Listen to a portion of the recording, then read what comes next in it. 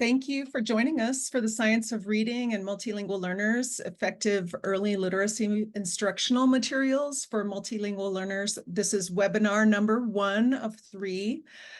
Please use the chat to introduce yourself, share ideas, share resources with other attendees. But also please use the Q&A feature to ask questions directly to panelists. We'll get to those questions at the end or toward the end of the session. And we'll try to get to as many of those as we can. My name is Renee Scarin, and I am the Senior Advisor of Content at the English Learners Success Forum. And I'll be introducing our fantastic panelists today, and moderating today's panel. We're delighted to be joined by these esteemed panelists. We have Grace Delgado. She is the Executive Director of Multilingual Services for Aldine in Houston. We have Angélica Infante-Green. She's the Rhode Island Commissioner of Elementary and Secondary Education. Diana Fetterman is the Director of Supplemental Educational Services for the School District of Palm Beach County. Farah Assiraj is the Chief of Teaching and Learning at the Council of Great City Schools. And last but not least, we have Cathy Pressnell, the Literacy Coordinator for grades 3 through 6 with the Murfreesboro City Schools in Tennessee. I will introduce each panelist more extensively before they give their initial comments, but we can move to the next slide. But before we get started, I just wanted to share a little bit more about the English Learner Success Forum, or ELSF. We are an equity-driven nonprofit committed to providing multilingual learners with the education they deserve. Next slide. But our primary focus is on quality core instructional materials that are responsive to all learners, especially multilingual learners who have been given short shrift often in the educational system. Next slide. So we do this by creating actionable pathways and tools for content developers to fully enact high-quality curriculum for multilingual learners. And we educate curriculum adoption decision makers on the selection of instructional materials that support multilingual learners. Next slide. So this is the first in a 3-part series, as I mentioned, in which you'll hear from state and local leaders about their perspectives on adoption policies and practices, as well as what teachers and students need in literacy materials. Our second webinar next month will feature early literacy scholars as they share the fundamental design features of responsive literacy. And then finally, session 3 is so exciting. We're going to have Lily Wong Fillmore leading us through an early literacy unit that she designed. And I've seen her do this before. It's really engaging and interesting. So I hope you can join us for that in April. Next slide. So the essential questions we hope to answer today are, what are the shifts and the shifts still needed in literacy materials adoption laws, policies, and practices at the state and local levels? And what are the responsive design features that state leaders look for or local leaders look for when adopting literacy materials or dual language literacy materials as well? And what guidance does the Council of Great City Schools literacy tool offer? Great tool. And what challenges have leaders and committees faced when adopting and implementing literacy materials in K-2 and dual language settings? So each panelist will speak for several minutes before we go into a moderated discussion with all of the panelists. So please remember to include your panelist questions in the Q&A, and we will try to answer as many as we can get to. All right, next slide. Please join me in welcoming our first speaker, Angélica Infante-Green. She is Rhode Island's Commissioner of Elementary and Secondary Education.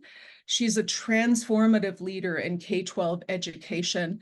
Notably, she spearheaded a comprehensive review of the Providence Public School District, addressing decades of neglect and poor performance. Amidst the pandemic, she led the LEAP task force, releasing recommendations in 2021 to guide Rhode Island's educational recovery. With a background as a bilingual teacher in the South Bronx, Angélica advocates for an enrichment view, drawing from her personal experiences as a first-generation American, as a former English learner herself, and as a parent of a child with special needs. So join us as she shares in literacy materials, adoption laws, policies and practices at the state level, including new legislation and procurement practices to ensure multilingual learners are centered in adoptions of literacy materials. Angélica, please take it away. Sure. Hi, everyone. So I'm going to give you a quick overview of some of the things we're doing in Rhode Island, and also some of the things that you could kind of take back, some of the policies that might be worth adopting. But for us in Rhode Island, it is extremely important because our multilingual learner population has not been given the attention up until recently that it obviously they merit, deserve, and we haven't been really looking at those things as a state up until recently. So one of the things that we have been doing since I have been here is that we have been making financial investments in this population. So aside from what we already get for our multilingual learners, as well as our basic core, I'm always advocating for additional funding for our population, because we really know that if we give them the right supports, our kids can outperform. Next slide, please. Next slide. Okay. So one of the things that's really important, in 2019, we passed legislation on the Right to Read Act, meaning that all students, all teachers had to be trained in the science of reading. And that was coupled with the Accountability Act that requires all school districts to adopt high quality ELA materials, math, and science. So educators are expected to be completely certified in the science of reading by 2025. And what we did in addition to that is that we sponsored cohorts of bilingual and dual language teachers in all grades, so that they can get it expedited along with the other teachers. So we did that from the state level. We thought that it was a good investment for our teachers that work with our multilingual learners. So this is where we are. Everybody is getting trained in the right to read, everyone from K-8 in our entire state. So that also forces, well, I shouldn't say forces, it pushes higher ed to go in that direction. And then what do we need for our multilingual learners? What does that conversation look like is where we are right now. So it's pretty exciting. Next slide, please. So we know that just providing literacy supports for a multilingual learner, it's just not enough, right? So the legislation and the training is not enough. But what we've partnered with parent-led organizations, community-based organizations, to design communication and training resources so that the parents also know what multilingual learners need and what's effective for their children. So the resources that we have developed, the high quality materials, what to look for, what to advocate for. One of the things that is really important for us is that as a state, we basically say these are the 5 that we endorse and that we want to see in our school system. And this is why. And we go through a whole year process, and multilingual learners are part of that process. And that's really important for us. So it's not something that we're sort of cobbling together afterwards. And one of the other things that we did was that we created a blueprint, our multilingual learner blueprint, We created communication toolkit, and we put that all together because we want to set the standard of what's expected for our multilingual learners. So there's policy, there's the blueprint, and then there's a toolkit. And we have all this working in tandem. And now we're going to change regulations as well to match all of that. Next slide. So we partner with the Early Learning Learner Success Forum, obviously, to make high quality instructional materials even more accessible for our multilingual learners. So we have equipped educators and administrators with ELSF's guidelines for ELA and math. And we've created review tools with ELSF to support our districts and curriculum selection. So we're pretty clear. We want them to actually work with the tools, even though we're guiding them along the way. So that is really important for us. And what we are also doing is working with ELSF to infuse multilingual learner considerations into foundational literacy toolkits. Really important. So we work with ed reports and instructional partners. We've reviewed the 3 top adopted curricula in the state to identify potential gaps in foundational literacy and what that means to be successful for our multilingual learners. So we have those resources. Our educators are addressing also the cultural linguistic needs of the students. And what we found last year by doing this work and being really diligent, all these things happening in tandem, is that our students did better. Like, we had a really good story. Our multilingual learners have been struggling in Rhode Island for a very long time. And what we found is that they actually were able to transition over and then outperformed everyone else. And we did not have that prior to a lot of this work. So this was important for us. And the science of reading has to be coupled with the work that we're doing, because it really is foundational. And many of our teachers don't have those skills because, or not so much skills, but the procedures, what it looks like, what it should look like in the classroom, what does it look like in a bilingual classroom, all those things we're unpacked with the teachers. Next slide, please. But again, it's coupled with, you can go on our website, Rhode Island's Blueprint for Multilingual Success. And what we also have is a strategic plan. So we have our blueprint lays out what our expectation, and we can, and then you have the strategic plan that really walks you through how to implement. Sure, you can get the foundational skills. We'll put it up here so that you can have the toolkits. Absolutely. I think, but it's important to couple it with the PD, because what we wanted to do, we didn't want to say to our districts, hey, this is what you're going to use, and this is what it looks like. We have a whole year process where we sit with them, with the team, and they unpack it, because our goal is that they go back and they implement it throughout the school with everyone, not just with teachers that are working with our multilingual learners.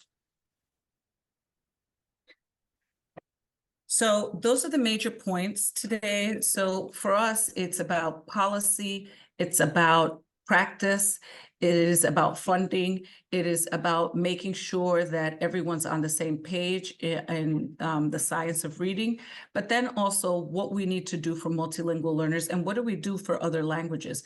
All that is coupled together, and that's really important for us as we do this work.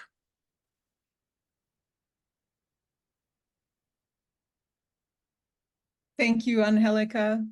That was really insightful, and I'm sure you'll have lots of questions for Angélica. So let's move to the next speaker, who's going to be giving a few short comments, and then we'll move on to the next. So Our second panelist, Farah Assiraj, a national leader in race, equity, and immigrant education. She's currently serving as the Chief of Teaching and Learning for the Council of Great City Schools. She's formerly the Deputy Chief Academic Officer for the Boston Public Schools, and she's led initiatives on equitable literacy, multi-tiered systems of support, and her expertise extends to consulting with districts and national organizations, including ours, and focusing on organizational development, strategic planning, and equity. Join us as Farah shares guidance for effective materials and instruction, fundamental components of literacy for multilingual learners, gaps and strengths in those literacy materials marketplace, and bright spots she's seeing in different states with regard to shifting practices and adoption practices. So Farah, please take it away. Good morning, afternoon, depending on where you are across this great nation. Thank you so much for having me. As I represent the Council of the Great City Schools and my colleagues, Gabriela Uro and David Lai, in the work of the English Learner Department and some of the recent publications that they have shared out nationally. So a little bit about the context of being a teacher as well for many years, in which I started my career as a reading interventionist, a reading teacher and ELA teacher, prior to moving into the ESL English learner field. And even when I did my master's in linguistics, I was very interested in this topic. How do we teach reading to English learners? And what I can tell, what many teachers can tell you, is that you see that English learners are making great progress in decoding. And if you've done DIBELS or other tools or instruments to really diagnose and/or progress monitor students and benchmark, you will see in those early grades that because all of our students are brilliant, but particularly in learning a new language, students are really equipped at adapting to strategies and skills in decoding practice. What we are essentially seeing is that there is a movement towards a science of reading across the nation, which is a needed step that ensures that students are also learning the science of reading. However, we also want to ensure that that critical aspect in terms of language and literacy coupled with knowledge building is an oral language, as well as the demands of language and making meaning, is critical to that overall development in language. And so what we've been able to really develop, and I'm really excited about the tool, and I know that it will be shared in the chat, if not already, is that a framework for foundational literacy skills instruction for English learners, recently developed and released, encompasses all of the areas for a connected and comprehensive approach for English learners. And this is really driving the field in terms of being able to analyze and assess what are we providing students who are English learners to not learn just the English and the language, but aspects that attend to code-based skills and language-based skills. And I think that we're seeing states like Rhode Island, because we have our great leader there, Angélica Infante-Green, who is really pushing the envelope in terms of how we think systemically about approaching English learners in literacy so that the foundational skills are meeting students where they are, but connecting back to meaning. That means there's a strategy and really essentially a professional development that ensures leaders as well as educators are participating in skills building as well as knowledge building in many of these critical areas. And I want to acknowledge and just pause for a moment, because I know that many great teachers that I've worked with and still continue to work with are doing this work. They have learned to do this on their own if they have taught multilingual learners, especially in upper grades or high school grades or early elementary grades, in which critical pedagogy in terms of reading, the science of reading, is essential. So we know that teachers have also the burden of not just learning new ways of doing this that connects back to this framework, but are essentially also now we are seeing districts and states supporting this work by really pushing on materials, curriculum, and professional learning to identify what are the language-based coding and language-based systems that students can tackle within complex texts with complex ideas, and again, that broader essential learning to deepen their knowledge. And a lot of this work also leads back to our leader in the field, Dr. Lily Wong Fillmore, who will be on a future session that you'll get to hear from her, because essentially what our framework does is it really breaks down what is the overview of that research, connecting it back to researchers like Dr. Lily Wong Fillmore, and really connecting it back to language and meaning, as well as how do we envision foundational skills instruction for English learners. And so this comprehensive and connected approach really breaks down the very essence and areas of those approaches. It is a lot of work. And again, we want to acknowledge that, you know, we won't and don't want to burden our teachers and educators. So a lot of this work is in partnership with districts, with district leaders, as well as state leaders. So then some of the chapters in the framework are also tending to what is it that teachers need to know about language. And so that linguistic primer in terms of what are those primary or sound systems that exist in that language. So if you have a bilingual, multilingual student, for example, who already comes with a repertoire of sound systems that are already developed, how do you then ensure that you're teaching reading skills they're not decontextualized, right? And so they're not so segmented, for example, that they don't map back to meaning, as well as how can you attend to the sound systems of particular languages? This is a critical area that we are seeing across the country in terms of being able to push on hopefully materials developers and content developers to create resources that are essential to the content and that really identify what is that base language and that transfer in the language. For example, if you're a Haitian speaker and that d ending sound is not necessarily going to maybe transfer. However, there is a transfer in terms of systems and sound correspondence that teachers can really sort of attend to, especially when they provide diagnostic testing and or follow-up lessons. So many other languages have similar sound systems as well as tonal, if there's a tonal language, to really again think about what are the stress patterns of those languages? How are we attending to the students' sound systems, as well as really the orthographic mapping in the language? Now, English doesn't make it easy. We know this because there are so many unique sound systems and rules to the rules and exceptions to the exceptions. And so it's really important, again, that we're not providing a systematic reading program that is agnostic of multilingual learners in the research as well as in practice.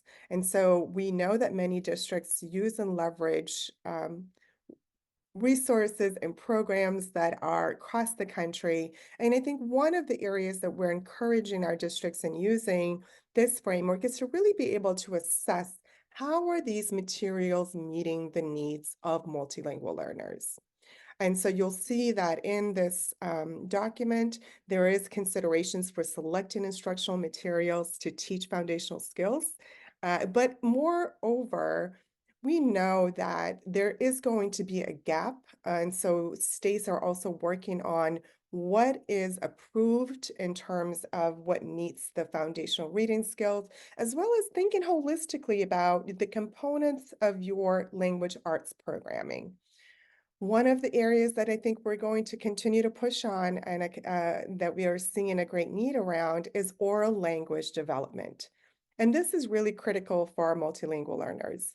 And so as we think of language, what are the ways in which we're connecting oral language, syllabication, morphology, and again, mapping it back to meaning so that students are encountering words and word study and linguistics that connect back to their native language in the new language that they are learning. So The comprehensive framework that we've provided that you have access to really emphasizes this connected comprehensive approach to integrate the language-based skills with oral language, comprehension and making meaning, as well as word knowledge. However, that all sort of ties back into in this balance with the code-based skills. So we're attending to the phonological and phonemic awareness, print knowledge, as well as decoding phonics and early writing. And we want to also acknowledge the students who are doing that beautiful inventive writing as a system of writing is absolutely essential to their early development. And so acknowledging again, all of those assets that students bring, as well as connecting it back to their primary language, especially for older students. So while we are generally referring to early grades for the science of reading, we know again that another critical area is secondary literacy. And so for older students, which is a lot of my work and heart's passion as an educator, is working with students with limited interrupted formal education, in which those students had to also develop their base in writing and decoding and really learning how to engage with literacy in their primary as well as English language. And it's critical to connect it back again to what is the baseline diagnostic assessments, what are we using to really identify a reading in a scope of sequence that connects the text and the words and meaning back to the language. So when I read this document, I was thrilled as someone who knows the critical need for all of these areas. And again, there are principles here that you'll see. Those are laid out on pages 29 to 36 that really reference the way in which this document is laid out is again quite comprehensive, but also needed in the field. And so you'll be able to see the areas in which the linguistic repertoire of L's and registers of English are valued and leveraged. And so this also attends to students, again, with dialectical variations in English. And so you'll see research and recommendations as well on those areas. And again, this is all in service of grade level content in which it serves as the anchor for foundational skills and development of service of mastering spoken and written academic language. So that is the critical lever, so that again, we're not teaching the science of reading agnostic and without the context of making meaning and grade level content and language towards developing that academic language. And meaning making and comprehension are prioritized. And the mastery of academic English expands a students' linguistic identities also are a part of that in terms of how we assess and identify students' language levels as well as their linguistic identities and how they really feel about language learning in general. So language-based and code-based skills are developed simultaneously. So we have to ensure, and this is not just for multilingual learners, but for all students, that learning to read is not in service of reading to learn. And that is a really critical lever for our students to engage in critical ideas, build knowledge, and really develop and deepen their understanding to dissect essential questions. So comprehension of text is signaled by students' ability to read with the proper expression to convey meaning, not solely speed and accuracy. Now, again, as someone who taught reading and DIBELS, we emphasized oral reading fluency and speed and nonsense word. And while that is a touch point and indicator of students' mastery of sound systems, and certainly it does not indicate mastery of comprehension and making meaning. So I think this document does a really great job of really being able to help others in the field to kind of break down some of these areas to think through, how do we approach this in our district, across our state? What are the key areas and the gaps that we really need to attend to? And how do we also push on these publishers and our professional development agencies that are working with us to attend to those areas, because our students deserve that additional attention to code-based and language-based as a comprehensive and connected approach. I know that I can continue talking about this topic as it's very much critical to the work that we do at the council. And again, my colleagues, Gabby Uro and David Leas, worked with our districts as well as researchers to develop this document. So I'd be happy to answer any questions, and also we'll make sure that you have my contact and my colleagues for any additional support and questions that you may have. Thank you so much, Farah. We are also thrilled that the field has this powerful tool to help design and adopt early literacy materials that are responsive, especially that meaning-making piece, which is often kind of given short shrift in those foundational skills materials. So thank you for that. Our next speaker is Dr. Diana Fetterman. She's the Director of Supplemental Student Education for the School District of Palm Beach County. It's the 10th largest district in the country. Diana's journey in education. Sorry. I meant to bring in Grace Delgado. She's our next speaker. My apologies. I want to welcome our third panelist, esteemed education leader, Grace Delgado. With an impressive 29-year career in education, Grace has worn many hats.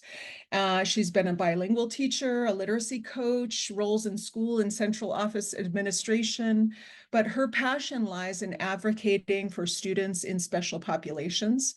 And she collaborates with various organizations to ensure the delivery of appropriate services for children. She's currently serving as the Executive Director of Multilingual Services for Aldine in the Houston area, and she holds the distinguished position of an elected board member of the Texas Association for Bilingual Education. Join us as Grace shares her wealth of experience and insights on fostering inclusive education and championing the needs of diverse student populations, particularly multilingual learners in literacy. Thank you so much for the introduction, and thank you so much for having me here this afternoon to share a little bit about some of the work that we're doing in Aldine ISD for our multilingual learners.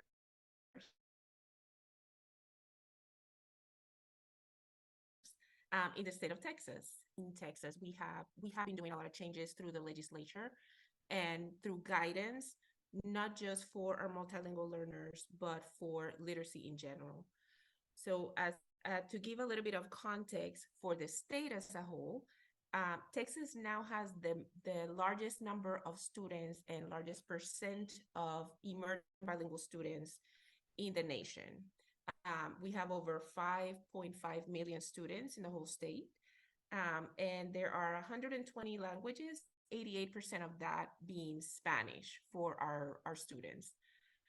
When we talk about Aldine ISD, Aldine has a little bit over 57,000 students, and over 27,000 of those are emergent bilingual students, multilingual students. So we're currently at 47.5% of our student population, with 46 languages, 93% of that being Spanish. That being said, in Texas, back in 2019, there was guidance written for reading, and it was written in legislature for teachers to go through courses for the Reading Academy and learn about the science of teaching reading. And there were two tracks. There's a monolingual track, and there is a track that it encompasses biliteracy. So all the teachers in Texas now, grades K through 3, go through the training so they better understand how to serve the students and how to teach reading to our students. I say that because we talked about 2019, and we all know what happened in 2020 with certain stops. In 2019, Aldine ISD started researching independently the science of teaching reading and started addressing the needs for new curriculum. It was adoption time, and they started to engage in collective learning to really understand the science of reading and determine which materials were best suited for that. Materials were selected right around the time pandemic hit. Decisions were made in the spring of 2020, and we had to shift. I joined Aldine in 2020, And I joined in the middle of the decisions being made and transforming what it was going to look like for our teachers and our students. But we went to work, which required understanding what kinds of teaching reading was and understanding what the new curriculum was going to be, because it was a shift. It was a big shift for teaching and for our students. And we were going to do these virtual or hybrid. And we went to work. We spent the summer doing major training, but it was virtual, and understanding the new curriculum. And we launched in 2020 the new curriculum with our students. Now, a few things to mention here. It is a knowledge-based curriculum that did not have materials in Spanish. So for our bilingual students, that meant that they were going to engage with two different curriculums, because 100% of our students were going to have access to these English materials, either for English language arts or for English language development. But even with the Spanish curriculum, we were engaging in a knowledge building way. So it required for us to shift how we were planning and how we were interacting with the materials to provide students this information. I think some lessons learned, not just giving the why to the teachers, but really understanding that it is a shift and it is going to be bumpy, and we're going to have to adjust as we are adopting the materials, because just like the materials are more rigorous for students, the content of the materials is also more rigorous for teachers, and teachers need that time to internalize the materials, to understand the content that they're teaching in order to be able to deliver in a way that's impactful for the students. Another piece that we have to really take into consideration is the fact that a lot of our materials in English do come with scaffolds. They do come with some considerations for our special population students. But I think we have to build our teachers' toolkit with more tools in case that the scaffolds are not enough. Our teachers need to know which moves they need to make for the students that are in the classroom at the time. It's not just about the large demographics of the district, but every classroom is a little bit different. We have about 13% of our population pre-K to 12 are what we can consider newcomer students within their first 3 years in the States. So depending where they fit in our grade levels, if they have had previous education or literacy or not, the levels of scaffold that we're going to have to provide are very different. So that's a consideration that we need to have when providing professional development for our teachers, that it has to be embedded in the curriculum materials and that it needs modeling, because we have a lot of new teachers coming to us that not only need to know what the curriculum is, but they need to know what it can look like, again, for the teachers that are teaching in the classroom. The other thing that happened in that first year, 2020, 2021, is that we were deep into analyzing our students' data, specifically our multilingual learners. And we had the gaps. We have gaps in achievement. And there was a lot of issues, right, with our instruction. Aldine had a history of having an early exit model, and we decided to tackle that and engage in the same model of collective learning that has taken place for literacy and go through the lens of multilingual learners. And after several months of studying together with a group of leaders from the classroom all the way to the superintendent's seat, we decided that it was time to shift the programming for our students, that our students deserved programs that were embracing that linguistic diversity. So we are shifting not only in our literacy teaching, but in our programming for bilingual students, and we now are a dual language district. But that means that once we are evaluating our materials, we have to make sure that we are taking into consideration those two languages, those two codes, and adjusting how we are teaching for our students with the curriculum that we have.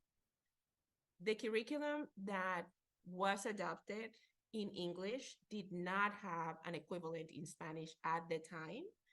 So we have been waiting for those materials to become available in order to then make decisions for our district and determine what are our next steps, especially for our multilingual students, because we now have a program, a dual language program, all the way to 3rd grade, moving into 4th and 5th next year. And our goal is biliteracy for our multilingual learners. So we are in the process of analyzing all of the resources available. So I'm really grateful to have resources like the council's guidance that will let us look into the pieces that we're considering and then make adjustments that's necessary, not only in the adoption of materials, but also when we're providing professional development for our teachers and providing those tools for them.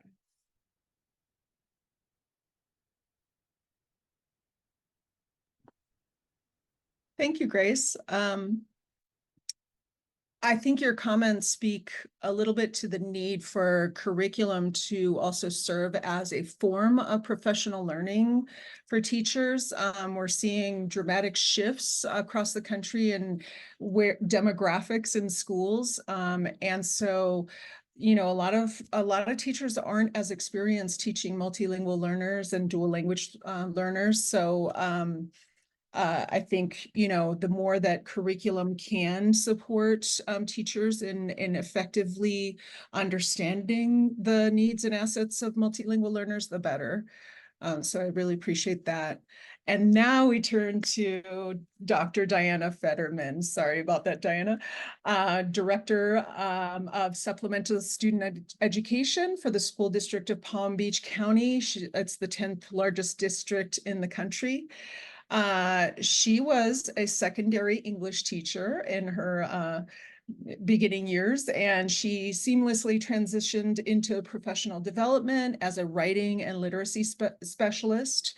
But throughout her career, she's held key roles in the Division of Teaching and Learning, as well as Equity and Wellness, showcasing her commitment to comprehensive education. A significant aspect of her recent work has involved guiding the implementation of high-quality instructional materials to ensure equitable academic opportunities for all students. So join me in welcoming Diana Fetterman as she shares her insights in supporting the adoption of dual language materials. And she'll talk about the lack of authentic texts in Spanish and the importance of educative materials, especially to guide teachers in the nuances of literacy development in 2 languages.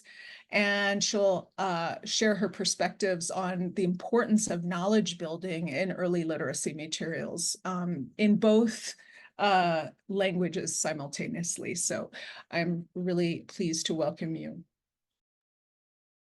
Thank you so much. And I'm actually thrilled that I get to follow Grace for many reasons. I just respect her so much as a colleague. And then I know that we here in our school district have learned so much from Aldine, following them and their literacy implementation. So I'm very happy to follow anybody from Aldine speak about their literacy work.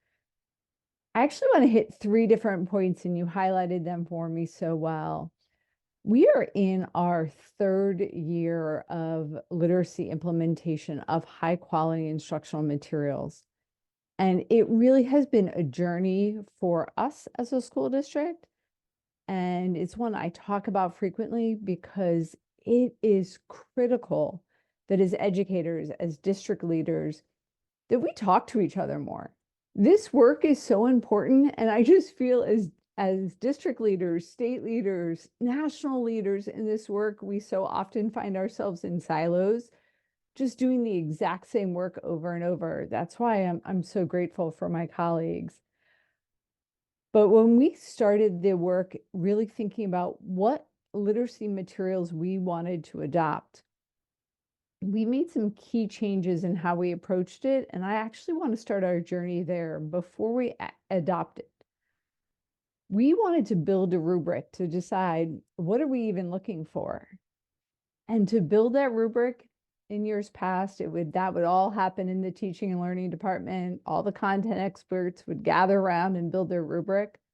This time, we did it completely differently. We decided to bring to the table parents. Isn't that a shocker? Let's bring the parents on board, right? Parents, our educators on board, our district personnel and content experts, though from different areas, making sure all special populations were considered.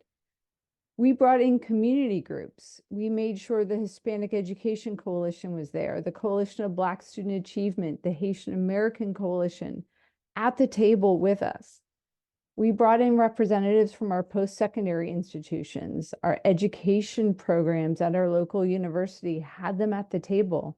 They're the ones teaching our future teachers. And then we all sat down together and said, we're going to adopt. Here's what's really important to us, the science of reading. So what does that mean? We did some professional development and professional learning together. And what does the science of reading mean? Why is that important? And then we talked about what did we really want to look for in these books? And we built that rubric together.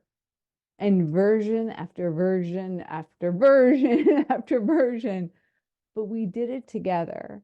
And we made sure that everybody at the table was happy with it. And I really think that is such a critical element to get everybody on board, because we want to make sure that that knowledge building is critical. We want to make sure that the foundational elements of language building are so critical in those early grades, right? All of that has to go together. But what does that actually mean for everybody in the community, right? For our parents, for our community groups that work with our young people, for our education partners at the post-secondary institutions that train and teach up our teachers. What does all of that mean? And then once the publishing companies talked to us and they brought our materials in and we were deciding, well, what are we going to adopt? We brought representatives from those same groups back to the table to evaluate the books and said, okay, here's our rubric. We all built it together. This was the document we all agreed on right here. Now, let's go ahead and compare the books next to the rubric. So I think that really step was so important for us on building as a community. What do we think is important when we choose these particular materials? And an aspect of that, which was touched on from Aldine and Renee touched on, is the concept of educative materials that truly provide professional learning for teachers. We know how much of a struggle, and this is a nationwide concept, certainly not something that's unique to our particular district. It is tough to find teachers right now, right? This is not, unfortunately, it's a profession I love. I'm 29 years in, and it's one I love. But it is not easy to find educators. And that's why it's so important as we have in second career teachers, as we welcome in so many people that come into our doors, we make sure that we provide them the foundations of what they need right there in the textbooks.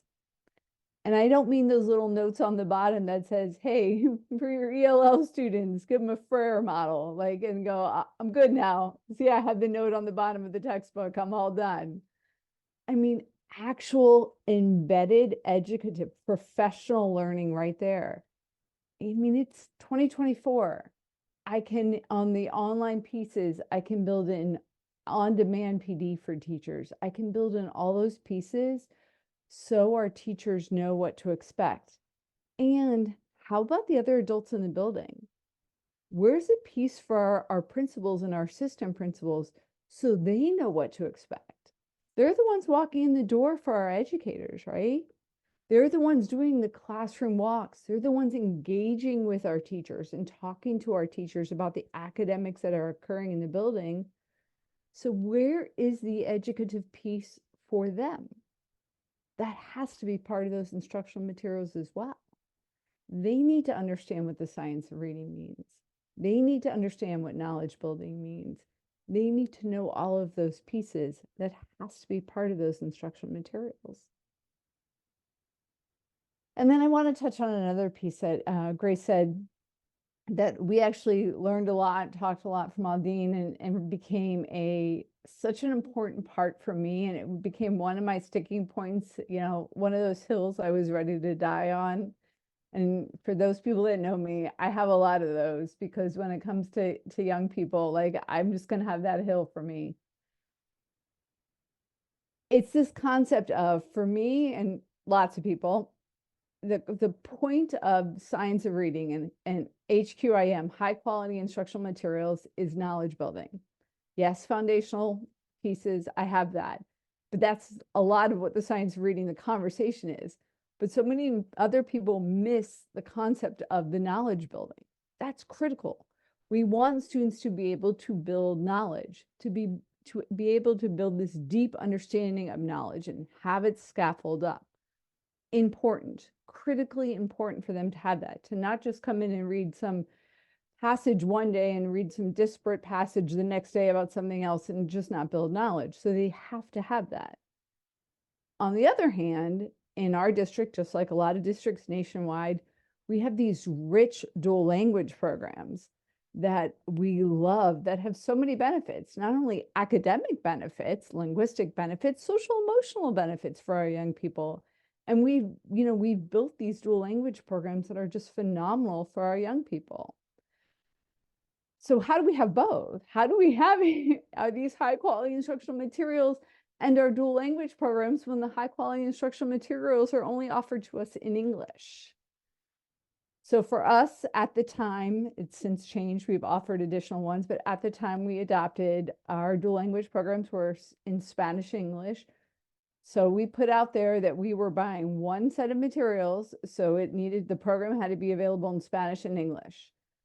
Not a translation, authentic text Spanish. I thought that was an obvious, but I found I had to clarify that often. That's all we were interested in. English only options didn't need to come to the table. And that, I anticipated having a much easier time than I did finding one. We eventually found one, very happy with it. It is on the Ed Reports list. It has all the things, right? It is high quality, rich, deep knowledge building, strong foundational elements, some great educative pieces for the teacher. It has all the things. It was a much tougher find than I thought it would be. So for that, we are incredibly grateful. It is, it's definitely been a learning piece for us with our teachers on all of the different parts that we want to make sure our teachers know when students go back and forth and they're learning language systems. Language and linguistic systems are not the same. They're two different languages. So yes, I might be learning the same concepts in both classes, but the same phonological pieces and phonics pieces are not going to be the same in both classes. So that has been a learning piece for some of our educators. But all in all, this really has been a phenomenal journey that we've been on. But I'm grateful we were able to find that product. I do push on publishers to build more, because it's Spanish. I always say it's Spanish. This is not a tremendous ask, it's Spanish. And that is a concept that we need if we were going to build more dual language programs. We can't have translations, and we can't go, well, we're going to have English if we're going to have dual language programs. So that's something that is incredibly important to me. And it was an element that I wish to push today. Thank you. Thank you for that, Diana. I have rarely heard of an adoption committee truly enlisting the perspectives of so many stakeholders in the field, and I give you all kudos for the very hard work that must have gone into that. So appreciate that. And ed leaders, we are hearing at ELSF, they're clamoring for authentic texts.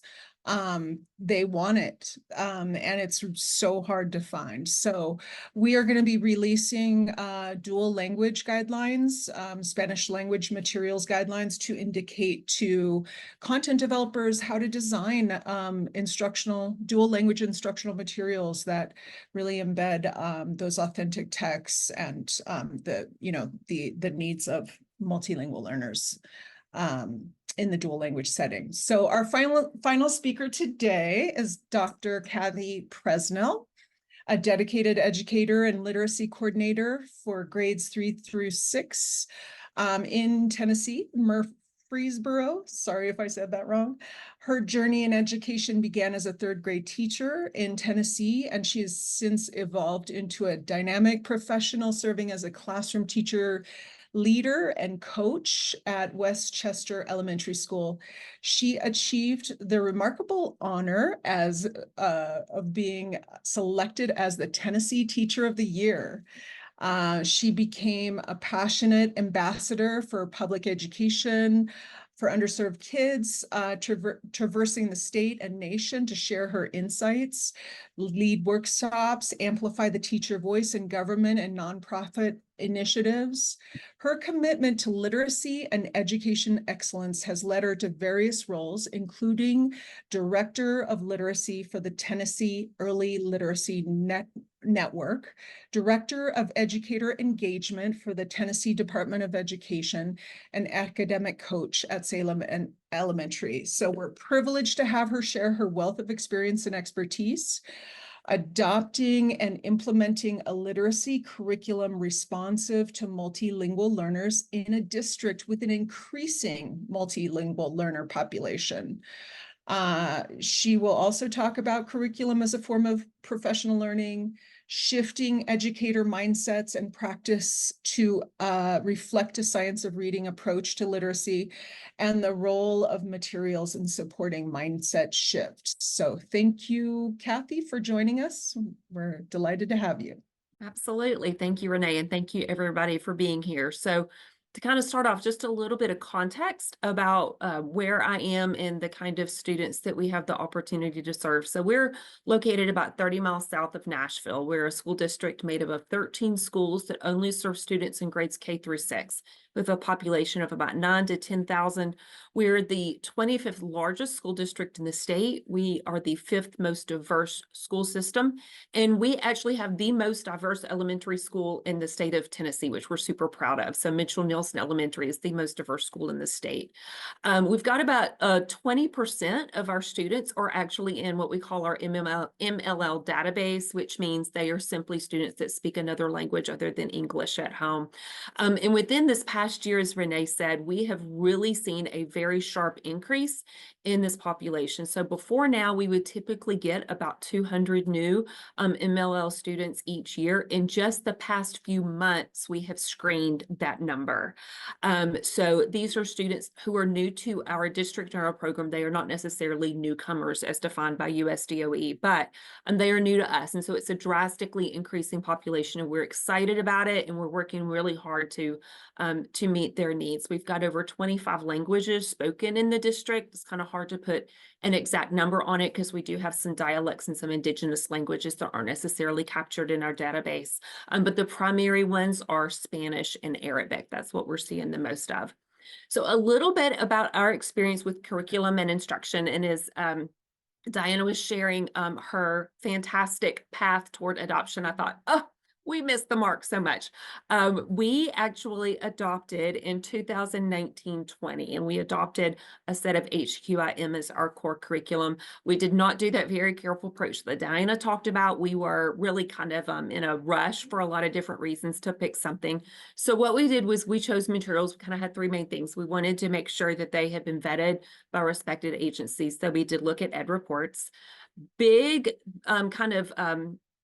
reason we chose them too is because they were on our state's approved list. And so Tennessee has required the use of HQIM adoption at the state level. And so they were on that list. But one thing, particularly considering our MLL population, is we wanted to make sure that the materials had supports really called out for that population.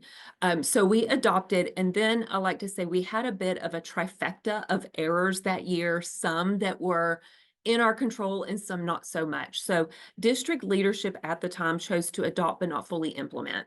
So we had a lot of messages going around about, are we supposed to use these? Are we not? There was a really strong culture at the time of teachers creating their own materials, and HQIM at the time were either just kind of not really well received, or they weren't implemented fully at scale across the district.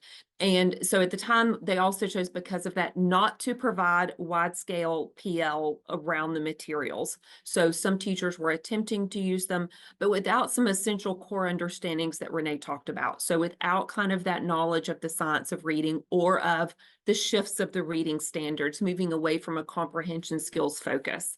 And then COVID hit. So that's the one that was like totally out of our control. So everybody went home, and then we were doing distance learning. So it was just kind of a really hard time, and we did not have a great starting implementation. But since then, we've done a whole lot of work that we're really excited is leading to measurable improvements in our student outcomes, both for all students and specifically for our MLLs. So the first thing we did is really work on some professional development for better use. So we have delivered a lot of learning for our gen ed teachers to bolster their knowledge of the principles of science of reading. So Tennessee has developed a suite of resources that actually provides early literacy training, and it's actually in law that in order for teachers to maintain their teaching license, they have to complete this learning. So we have rolled that out. Actually, it was required K2. We are expanding it to K3. We've also provided a lot of learning around the shifts of the standards, moving away from this idea that we're here to teach main idea to how do we help students, like the whole purpose of that is to get knowledge out of the text, what it means to put high quality text and that knowledge at the center of instruction, and the why behind the design of the materials. And we've grounded every bit of it in the materials. We've really taken to heart that idea of curriculum-based professional learning. And what we've seen is this has led to a dramatic uptick in instructional quality. So that's measured by our walkthrough tools. So we use the instructional practice guide, a version of it that's put out by Student Achievement Partners. And even last year, we were still seeing about 25% of our classrooms with supplementary materials that reduce the rigor of our HQIM. And as far at this point this year, we're at only 2%. So that was kind of a huge, exciting thing for us that we're not seeing those supplementary materials. And we're wrapping our school leaders into professional learning through literacy learning walks that are working to bolster their knowledge of what strong instruction looks like with these materials for all students, including our MLLs and our students with disabilities. We've also worked a lot on, as Renee said, the curriculum as PD. So we've come to see using materials well as a form of professional learning for teachers, especially when it's coupled with strong coaching and a strong lesson preparation structure. As Grace said, they really need time to dig in, and that is a form of PD in and of itself. I am still amazed when I walk into two classrooms, and I can walk into a newer teacher's classroom who's using the materials with a high degree of integrity, maybe a veteran teacher who is not. And the quality of the student writing coming out of those classrooms is stark. That is a stark contrast. And it's just pretty amazing to see folks who are like, I just followed plan, and the kids are doing some pretty amazing stuff. We also have done a lot of work around connections. So we're working to very closely connect the work in Tier 1 or core classroom instruction with that of teachers who are providing services for our MLLs. And as Farah mentioned at the beginning about connecting our students back to meaning and knowledge, so that that's the focus of it. So our our core kind of classroom teachers know what's happening in Tier 1 instruction, as well as the teachers who are supporting our MLLs. And we're seeing a lot of increases in student engagement because they're able to enter the classroom with some advanced work with that content. So they're building that foundation of knowledge that they need from the text before they come to Tier 1 instruction. And so they're able to like kind of dig in and begin that textual analysis piece a little more deeply. Some pieces that we are still kind of working through and trying to get better at. One is around coherence. Even though we've worked at doing that connection between Tier 1 and MLL classroom instruction, having our Tier 1 teachers know what our multilingual learner teachers are doing outside of the classroom. It feels like we've done a lot of work from MLLs to Tier 1, but not so much for our Tier 1 teachers to know what's going on outside of the classroom, so that they know that when my students come back, here's the knowledge that's been built, so I know what to do next. It's not, they've already had the lesson pre-taught, so we're working on that. We also feel a lot of urgency. So we had fewer MLLs when we adopted. So the challenges of making sure that we get this right at scale and with urgency feel compounded. We are also kind of looking at how do we continue to improve? How do we continue to dig in and use these materials with an even higher degree of integrity for all students? So it feels like after we used them a couple of years, sometimes a little bit of complacency sets in. Like, yeah, we know we've done this, right? How do we continue that improvement mindset? We have flatlined a bit of instruction when we look at our IPG over the past couple of years, and we're seeing a bit of a flatline in student outcomes as well. And we know that materials matter, but the way that teachers use them matters a lot too. And the last thing we really want to improve at is finding those access points. So they are embedded in our HQIM. We have a newer version of our materials in one grade level, and the supports for our MLLs are so explicit in it that we are finding they're much easier to use and use well in that grade level. We also know that the vast majority of our classroom teachers don't have that expertise of our teachers who support these students. And so we're working hard to support them. And how do we take the time to look within the materials themselves for the embedded scaffolds and supports that we can use so that we don't collapse the rigor? So that's kind of what our experience has been, and kind of our ask is when we are looking at materials, the kind of supports, the ease with which they're used, and the depth to which they're embedded are big qualities we look for when we are looking for materials, and then how do we help teachers use them well? So Renee, I'll pitch it back to you. All right. Yeah. Well, thank you for sharing what can happen when you have a comprehensive approach to systems and structures that support teachers and learners. And thank you, all the panelists, for your tremendous insights and experiences on literacy curriculum. We're going to move into a moderated discussion here, and then into an audience Q&A. So please be sure to put your questions for panelists in the Q&A, and we will try to get to those during this discussion. If we can't get to them for some reason, we'll try to follow up, especially if you send me an email at the end of this. My email is in the invitation, and please follow up with any questions that didn't get answered today, and I'll be sure to reach out. So I want to show you a little bit of a graph. Next slide. We're looking at national shifts. So the first map there is the year 2000, and the darker colors are the numbers, or the percentage of the population, of the school population, that are multilingual learners. The darker the color, the more multilingual learners. And you can see that primarily, the coastal areas held the most multilingual learners. And now if you look at the second map, you'll see that it's growing. And multilingual learner population is growing in areas that had not previously seen a lot of multilingual learners. So this speaks to the need for all teachers across the United States to really be trained in what it means to support multilingual learners and to really provide them with the materials that utilize their assets, that address their needs. And if there's one thing that you can move to the next slide, that the accountability movement has done for us, it is to show us the abysmal opportunity chasm, I'm going to call it a chasm instead of a gap, that exists between multilingual learners and their non-multilingual learner counterparts. And that results in huge outcomes gaps. So this slide shows the most recent NAEP disproportionate reading outcomes for grade 4 multilingual learners.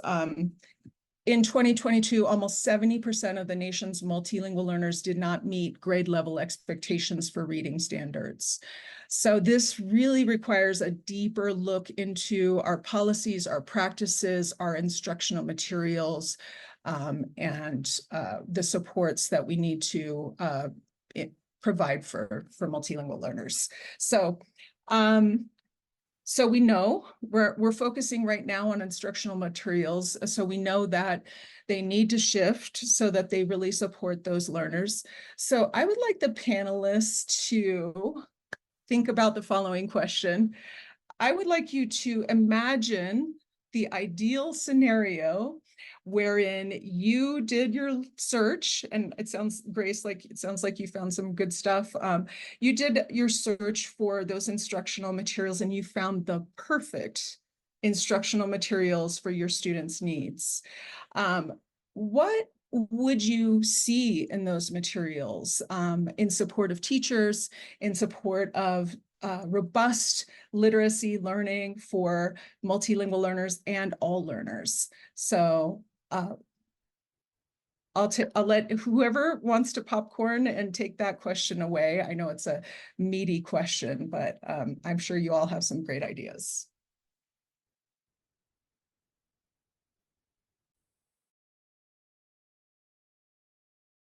I think I'll jump in first. I think I don't think we have the perfect materials yet. I do think that there is a need for materials to be culturally responsive, because we do have, even though we do have materials in Spanish, I don't know how many mirrors we have for our students in those materials, which could help in engagement. I mean, the rigor of the material exists. I just don't know in regards of engagement, how much more engagement we could get from our students when they're seeing stories that they can relate to, places they may have a connection with. Going back to the conversation about materials in multiple languages, even though we are now able to find materials in Spanish, I think we are seeing so many more dual language programs grow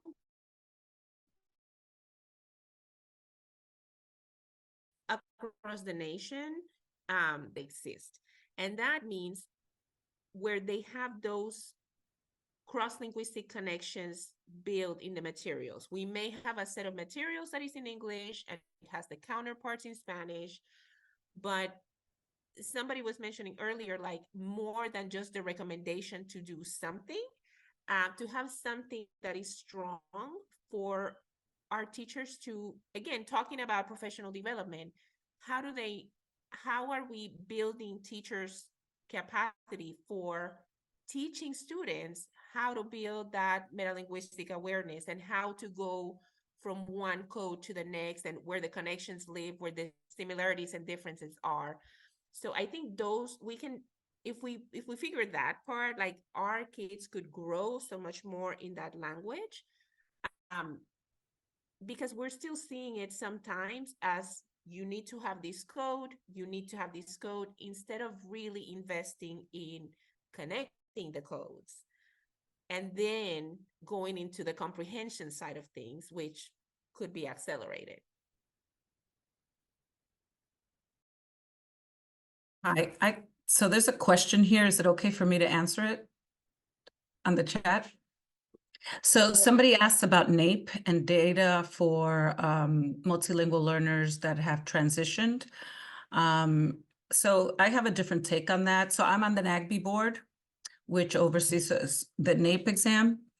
And one of the things that I want us to kind of be clear on, this is why the science of reading is so important. I have been talking about this for years, where in the multilingual world, we had not made that connection, right? We had the ELP and we had the science of reading, and they had not made the connection.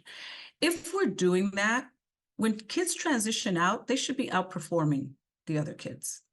If the multilingual learners are not outperforming all the other kids, there's a couple of things that are happening. Either it's not the right curriculum, the training for the teachers has not been strong, your cut score is too low, because our ELPs are supposed to be the gatekeepers for our students to be able to continue to get the supports that they need to get to that place. So those things have to run in tandem. And that's what we've been talking about here. What is the material that needs to be in the classroom? What are the teaching practices? How do you marry the two? One, there's a base. And I'm a very strong proponent of having the same curriculum, grade level curriculum, not having a separate sort of ELP curriculum. I just don't feel that that is helpful and supportive for our students. There are things that you can add in there, obviously, but I think that there's things that you might want to ask those questions if we're looking at our literacy, our state literacy exams, or NAEP, or PISA, or any of those exams. If our multilingual learners, once they transition, are not exiting out, we have to look at what we're doing. That's the telltale sign, because when they're multilingual learners, they're learning the language, right? And so what we have to see is progress.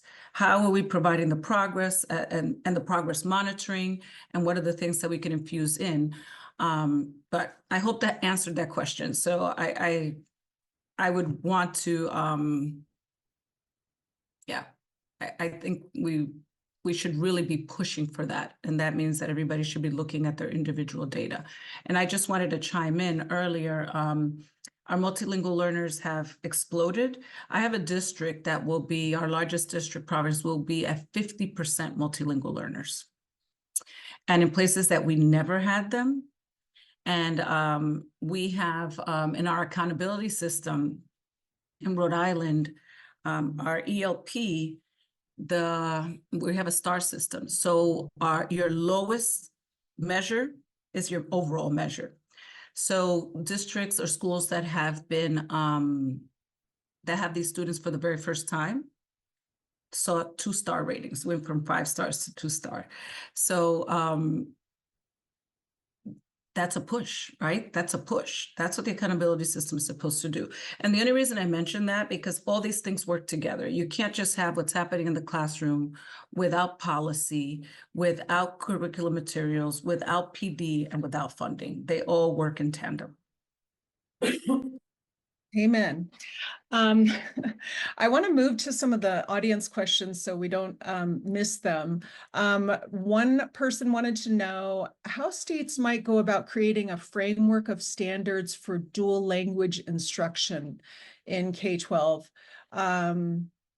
This educator doesn't, their state doesn't have a state-approved set of dual language standards, and they're interested in what you all have to say about that.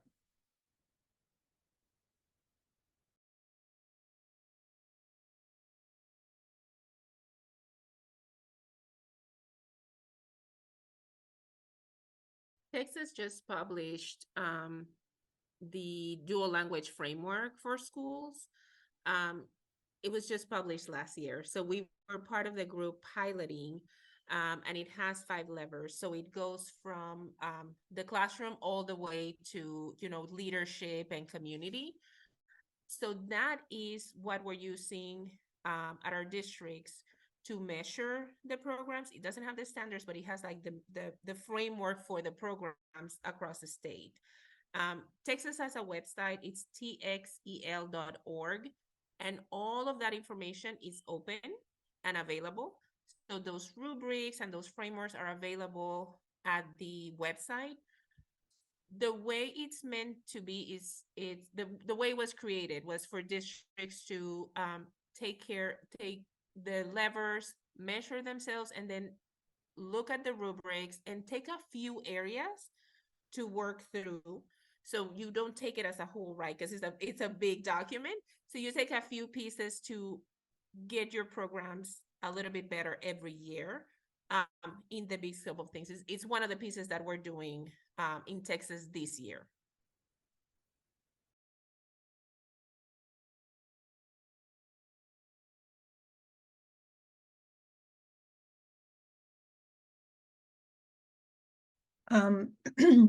You can also look out for our Spanish language guidelines coming out soon at the English Learner Success Forum, and that can go a long way toward supporting some of that process. Another question is, are there any resources on cross-linguistic practices, guidelines, rubrics on cross-linguistic practices? I can try to tackle this. So we have a little bit of a resource at the back end of our foundational skills document that was shared earlier. As I'd mentioned, there are some publishers that have started and began. Actually, a lot of them have worked with ELSF, which is, I think, a big part of the push that ELSF has been doing in really working with publishers internally so that they are building the capacity of the content developers, if you will, around the native language transfer. And it's really critical that teachers, obviously in districts, are tending to, especially when you have a high language population, whether it's Spanish or Arabic or Haitian Creole, whatever that population is, what are the ways in which you are attending not just to the materials, but also to the diagnostic assessments and training educators, especially when we sort of think about, and I'm huge on MTSS as sort of a preventative approach, right, to students' outcomes and really ensuring that they're receiving their Tier 1 instructional materials and support. But I think aside from the materials, you have to have curriculum guidance that meets the gap, because instructional materials will not, and will never be the sort of solution that will be the all-in-one box for all students. And that's not what we're asking for, right? I think my colleagues all agree that that's not what we're saying and suggesting. However, it has to be about adaptability and flexibility for various students, right? So we know that those students who are newcomers are not a similar profile, right? Having a profile of a student who has high language academic and/or 3 languages versus a student who is SLIPing as a newcomer are completely a different set of profile of needs.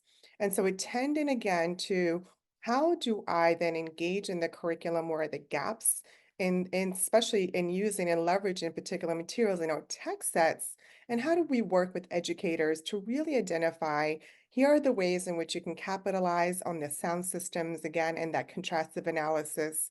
I know, again, this is an area of growth around our country. One of my colleagues who's leading LAUSD, who was left, her and her team actually created a DIBBLE sort of diagnostic, almost like a cheat sheet, if you will, in terms of the major languages. So we know that there are some districts that have developed resources. And so it is also incumbent upon us to try to really do a collection of those to support some of that cross-linguistic transfer that we know is going to move students in terms of not just learning the new language, but being able to also expand it and use their own language in terms of academic content.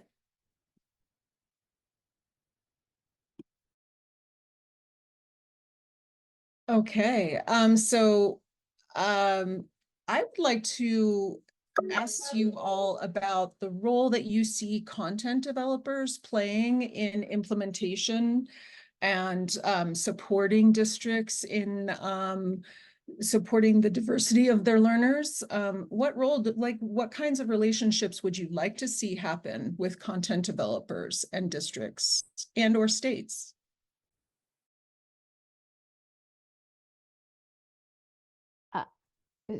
I think they can play many, many roles. In addition, obviously, to providing the materials that are needed. I wonder if, and I'm not sure how to do this, but more of a partnering.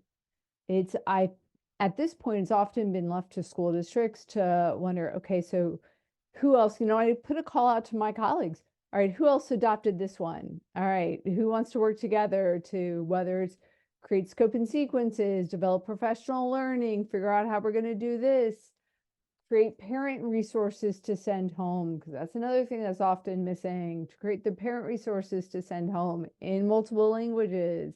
Like, who wants to partner together to do this work? Being able to work with organizations that can help pair us up. Who else? And that's why I've been so fortunate to be on so many different organizations that help pair us up. But I also know that we're large. This has to be a struggle for small school districts. They have to be able to rely on publishing companies to help pair, triple, quadruple them up to be able to create resources to provide these materials.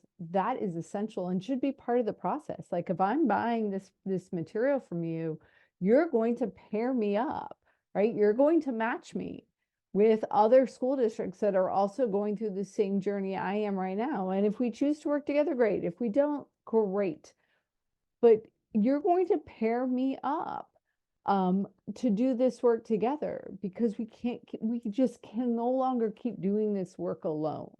It is not serving our young people well for us to keep doing this work alone. And the companies know who's buying their products, so they should be able to do that. And yes, the districts can continue to learn from each other. Absolutely, right? But, and we should, these kind of things, absolutely. Districts should learn from each other in conferences and other pieces like this.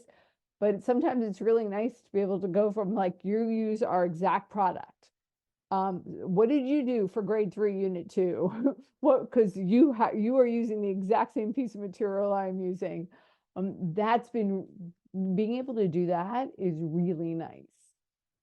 And I kind of want to piggyback off of what Diana said too, because when you've developed it, like, in an ideal state, what this looks like implemented really, really well. And so guiding us there is incredibly important. Also appreciate what Diana said about districts that are really small. So in Tennessee, we are predominantly rural districts, which can be geographically isolated, but also see high populations of our multilingual learners. So making sure that, they can provide support no matter where. And then also for a wide variety of stakeholders. So I think a lot of times when we think about professional learning, we only think about teachers.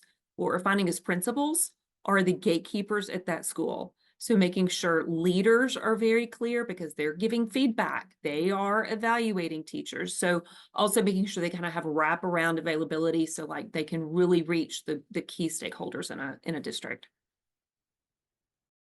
Can I just piggyback off of that quickly? I also want to give a shout out to Newark Public Schools because their superintendent requested that engaged with the Council of Great City Schools to provide a training. They really wanted to ensure that it was a systemic response and that the mutual responsibility of all of our students lies with the district and school principals and teachers. And that was the professional development that my colleague and I did for over a couple of days. And there will be more that they have planned. And I think it goes back to, what is your systemic implementation plan, right? And I think to Angélica's point and others, that we are seeing the increase of student population. We know that the supports are fragmented, but we know that also that we have to also build the belief set and the framing of student asset and family assets to our communities. As challenging as it may be in terms of whether you're a resource-rich district and or rural district, what are the environments that we are creating for belonging for our families within our communities, and working in partnership with them, not just for language support, but really, again, that sort of connection to bridging and belonging to our new communities. But part of that is our leaders, right? It's our district superintendents and others that are leading this work to ensure that that messaging really comes from, the heart and mindset of all of our students belong. And then it is also our mutual responsibility in terms of how we provide training and support for our educators and teachers, especially given some of the context and shortage that many are facing across the country. So it is not necessarily an easy answer, but I think it is one that requires that, all hands on deck and working in collaboration with partners and our community members. Yeah, I just want to add to that because I think the systemic approach is really, really important because many times this is left up to the MLL teacher to sort of figure out on their own. And, the superintendents, the principals, those are the ones that make the purchases and have the PD. But I think it's really important that aside from that, that the publishers, as they share the information across districts, also share the importance of everybody being part of this PD, everybody being used, not just, because I think when it is just for a subset, one, you're not going to move as fast as you want to. The kids are not going to get enough supports, but then it's also seen as something additional, as not as part of the core. And where we want to move the conversation is to be the core. And I think that the systemic approach is really, really important. And we don't have the luxury, or better yet, the kids don't have the luxury of us waiting to figure it out, right? Taking all these steps and people and teachers and everybody on their own to figure it out. We've done that. It hasn't worked. That's why this whole approach where the vendors or the curriculum developers play a large role in this. And part of that is sharing implementation, sharing the rollout and the responsibility of all that has taken place. And then where there's been success, people like to purchase things and see success. I think that is important, and that's something that they can do. Thank you so much for creating that sense of urgency and for really kind of giving us some insight into successful practices and also, what we need more of. I really appreciate all of your voices here today, and I want to extend my sincerest gratitude for all of our speakers.